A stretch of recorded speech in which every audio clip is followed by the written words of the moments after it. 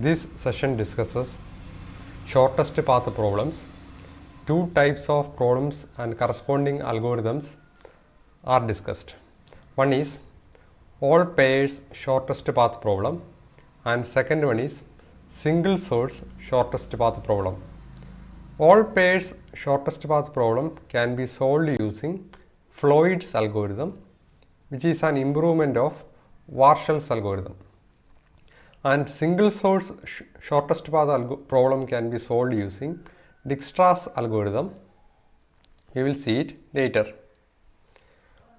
Warshall's algorithm computes the transitive closure of a directed graph, and transitive closure of a directed graph gives information about the existence of directed paths of arbitrary lengths between vertices of a given graph.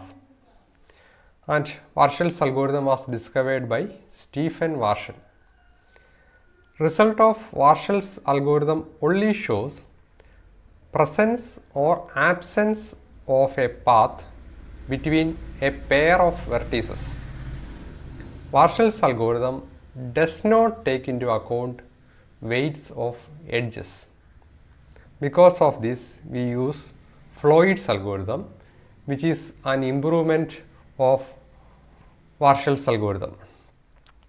Floyd algorithm can be used to find the length of the shortest path for a weighted graph between any pair of vertices. In other words, it solves all pairs shortest path problem. The problem is defined as: for a given vertex called the source in a weighted connected graph, find the shortest path to all its other vertices.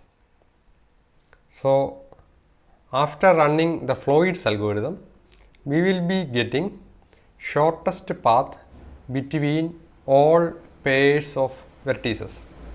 So, we will see it with the help of an example. This shows a graph A, B, C, D, E with the vertices A, B, C, D, E and edge weights are shown. This graph is an undirected graph, meaning there is no direction of the edges. And if you run this Floyd's algorithm on this graph, you will be getting all pairs shortest path. So, we are assuming that we have matrix representation of the graph, and after running Floyd's algorithm, we will be getting a graph like this for this particular problem.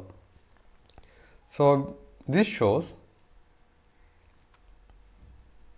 the all pair shortest path solution. So, there are 5 vertices C, D and E. A, B, C, D, E. So, each element represent the shortest path between each pair of vertices. So, AB is given 3, which means that the shortest path between A and B is 3. You can also see that BA is also 3, since it is undirected graph. So, if you take AC is given as 7. So, which means that shortest path from A to C is 7. So, you can see that shortest path is from A to B, B to C, that is 7. And also you can see that this algorithm won't give you the path, but it will give you the length of the shortest path. So, we will see the working of Floyd's algorithm later. Next is single source shortest path. Is single source shortest path. It says that the single source shortest path problem says that for a given vertex called the source in a weighted connected graph, find the shortest path to all its other vertices. The single source shortest path problem asks for a family of paths, each leading from the source to a different vertex in the graph, though some paths may of course have edges in common. It is important to stress that we are not interested here in a single shortest path that starts at the source and visits all other vertices. So, in the case of single source shortest path problem, we will start from a single source.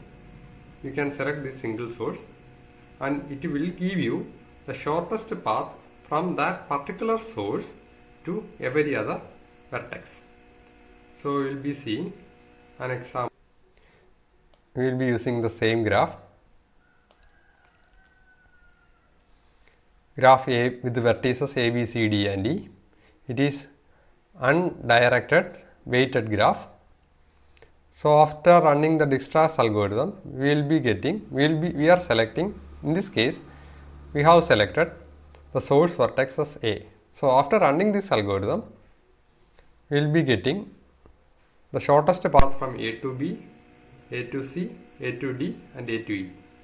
Here you can see that shortest path from A to E is 9, A to C is 7, A to D is 5 and A to B is 3. So we will see the working of this algorithm later.